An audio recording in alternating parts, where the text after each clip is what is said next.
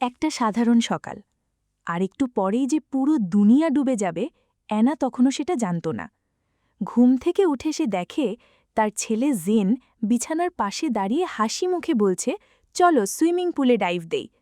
Anna হেসে টালবাহানা করে, কাজে যেতে হবে, জেনকে স্কুলে যেতে হবে। ঠিক তখনই বিকট বজ্রপাতের শব্দ। জানালায় গিয়ে অ্যানা দেখে আকাশ যেন ফেটে পড়ছে, ঝড়, বৃষ্টি আর রাস্তায় পানি জমতে শুরু করেছে। তবু তার মনে হয় এত সহজে তো সব বন্ধ হবে না। সকালের নাস্তা বানাতে বানাতে জেনের দুষ্টুমিতে অ্যানার মেজাজ চড়ে যায়। এমন সময় মা ফোন করে খোঁজ নেয়। অ্যানা তাকে আশ্বস্ত করে সব ঠিক আছে। কিন্তু রান্নাঘরের ভেতর হঠাৎ এক অদ্ভুত গর্জনের মতো পানির শব্দ আসে। অ্যানা ভাবে বাথরুম থেকে আসছে। পেছনে ঘুরতেই তার বুক ঠান্ডা হয়ে যায়। ঘরের মেঝেতে চারদিকে শুধু পানি আর পানি। শহরে এমন বন্যা হয়েছে যে পানির স্তর জানালার কাছাকাছি উঠে এসেছে।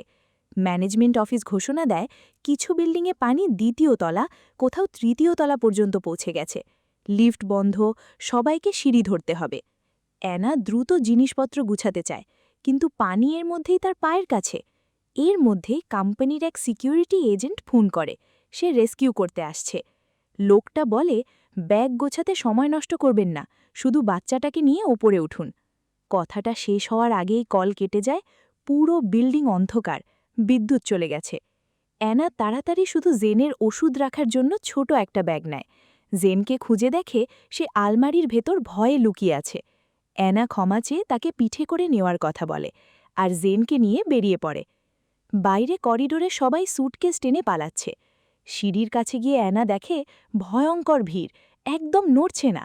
চারদিকে চিৎকার, ধাক্কাধাক্কি, আতঙ্ক। অ্যানা অন্যদিকে দৌড়ায়। পাশের বিল্ডিংগুলোতেও একই অবস্থা। ঠিক তখনই চোখে পড়ে ইমার্জেন্সি সিঁড়ি। সে জেনকে নিয়ে ওপরে উঠতে থাকে। নিচে পানিতে ভাসতে থাকা মানুষ দেখে জেন ভয় পেয়ে যায়। অ্যানা গান গাইতে থাকে যাতে ছেলের মন অন্যদিকে যায়। কিন্তু কয়েকতলা উঠেই অ্যানা থমকে যায়। সিঁড়িপথ জিনিসপত্রে আটকে গেছে। কোনো মতে ওঠার চেষ্টা করতে গিয়ে তার পা পিছলে যায়, অল্পের জন্য পড়ে যায়নি। নিচে ভাসমান লাশ দেখে অ্যানা বুঝে যায় এটা আর খারাপ আবহাওয়া নয়, এটা মৃত্যু। সে ফিরে আসে। দ্বিতীয় তলার করিডোরে, সেখানে বাথরুম ব্যবহার করতে মানুষ অন্যের ফ্ল্যাটে ঢুকছে। হঠাৎ অ্যানা নিজের নাম শুনতে পায়। সেই সিকিউরিটি এজেন্ট তাকে খুঁজছে। কিন্তু ঠিক তখনই জেন ভিড়ের পেছনে পেছনে একটা ফ্ল্যাটের ভেতর ঢুকে পড়ে। অ্যানা দৌড়ে ঢোকে, আর জানালার দিকে তাকিয়েই দেখে একটা বিশাল ঢেউ সোজা আসছে। এই দৃশ্যেই অ্যানার মাথায় ফিরে আসে অতীত। স্বামী গুয়ানের সঙ্গে পানিতে ডুবে যাওয়া গাড়ির সেই বিভীষিকা। ঢেউ জানালা ভেঙে দেয়, মানুষ ভেসে এসে আছড়ে পড়ে, ফ্ল্যাট মুহূর্তে পানিতে ভর্তি হয়। অ্যানার হাত থেকে ব্যাগ ছুটে যায়, সে ব্যাগ ধরতে গিয়ে শ্বাস আটকে ফেলে। ছাদ আর পানির মাঝখানে সামান্য বাতাস। অ্যানা একবার গভীর শ্বাস নেয়, তারপর আবার ডুব দেয়, শুধু জেনকে খুঁজতে। অন্য ঘরে জেনের অচেতন শরীর। অ্যানা আঁকড়ে ধরে দরজার দিকে ছুটে যায়, কিন্তু দরজা খুলছে না। তার নিজেরও জ্ঞান চলে যায়। ঠিক সময়ে সেই সিকিউরিটি এজেন্ট হাই দরজা খুলে তাকে টেনে বের করে। জেনকে সিপিআর দেওয়া হয়। জেন কাশি দিয়ে জ্ঞান ফেরায়, কাঁদতে কাঁদতে মাকে জড়িয়ে ধরে। তারা ওপরে উঠতে উঠতে হাই ভয়ঙ্কর সত্য বলে, ৩ ঘণ্টা আগে এক অস্টেরয়েড অ্যান্টার্কটিকায় আঘাত করেছে। বরফ গলে সমুদ্রের পানি উত্তরের দিকে ধেয়ে আসছে। সরকার আগেই জানত, কিন্তু থামানোর উপায় ছিল না।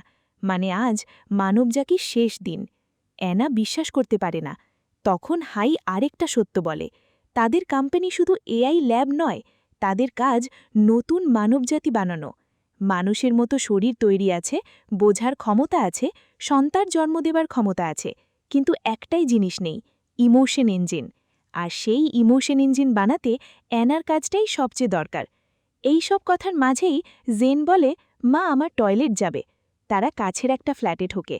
অ্যানা সুযোগ পেয়ে হাইয়ের ফোন দিয়ে মাকে কল করে বলে, আমি তোমাকে খুব ভালোবাসি। কিন্তু তখনই দেওয়ালের ভেতর থেকে শব্দ, গ্যাস পাইপ ফেটে যায়, চারদিকে গ্যাস ছড়িয়ে পড়ে। তারা দৌড়ে বেরোয়, আশেপাশে বিস্ফোরণ, করিডোরে আগুন। পালাতে গিয়ে ধাক্কাধাক্কিতে অ্যানা পানিতে পড়ে। আবারও সে লিফটের ভেতর থেকে একটা শিশুর কান্না শোনে, জিসু। দরজা খোলার চেষ্টা করে ব্যর্থ হয়। পানি বাড়ে, কণ্ঠ থেমে যায়। এক বিশাল ঢেউ এসে সব ভাসিয়ে নেয়। অ্যানার চোখের সামনে বারবার মৃত্যু। এদিকে জেনের অবস্থা খারাপ হয়, ওষুধ দরকার, কিন্তু অ্যানা আগেই ব্যাগ হারিয়েছে। হাই বলে শিশুটাকে আবার তৈরি করা যাবে, ডেটা আছে। অ্যানা শুনতে চায় না। সে ঘরে ঘরে খুঁজে দেশি উপায়ে ওষুধ বানিয়ে জেনকে খাওয়ায়, জেন একটু ভালো হয়। কিন্তু এরপর আরও বড় ধাক্কা। হাই জানায় হেলিকপ্টার আসছে ঠিকই, কিন্তু অ্যানা যাবে, জেন যাবে না। কারণ বিজ্ঞানীদের কাছে জেনই এখন নতুন মানবজাতি তৈরির শেষ আশা। ছাদে পৌঁছে দেখা যায় সিকিউরিটি টিম জেনকে জেন নিউম্যান 77 নামে ডাকে, অ্যানার হাত থেকে ছিনিয়ে নেয়, হাতকড়ি পরায়, ঘুম পাড়ানো ইঞ্জেকশন দেয়।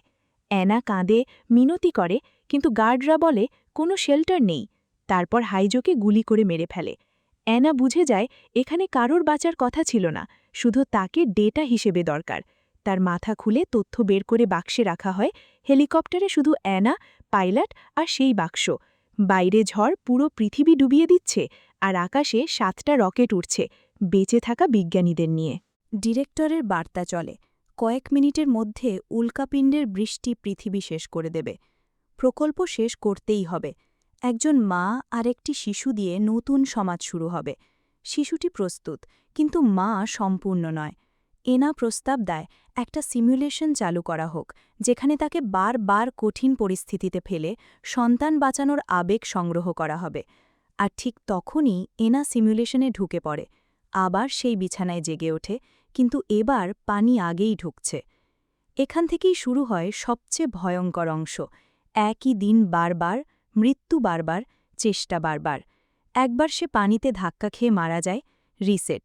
আবার জ্ঞান ফেরে, তার শার্টে লেখা 788, মানে সে 788 বার ব্যর্থ হয়েছে। এরপর 1931, আরও ভয়াবহ। কোনোবার সে বুঝতে পারে যাকে সে জেন ভেবে বাঁচাতে গিয়েছিল সেটা জেন ছিল না।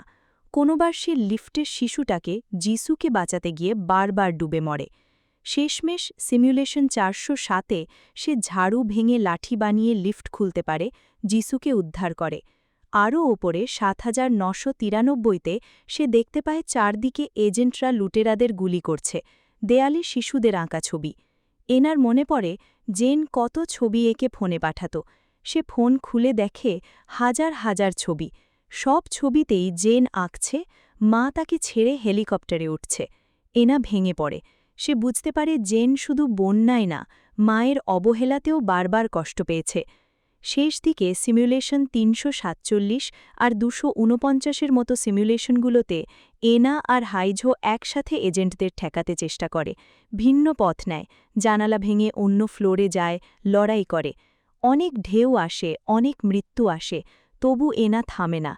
অবশেষে ছাদে সে অচেতন জেনকে পায়, ওষুধ দেয়, কেঁদে কেঁদে বলে, আমি তোমাকে এতবার ছেড়ে দিয়েছি। জেন চোখ খুলে বলে, মা, তুমি আমাকে কখনো ছাড়নি। কারণ শেষ বিদায়ে এনা বলেছিল, আলমারিতে অপেক্ষা করো, আমি ফিরে আসব। আর সত্যিই সে ফিরে এসেছে। এই সময় আর একটা বড় সত্যও সামনে আসে। জেন আসলে কোম্পানির তৈরি করা শিশু, চাইল্ড এআই উন্নয়নের প্রজেক্ট।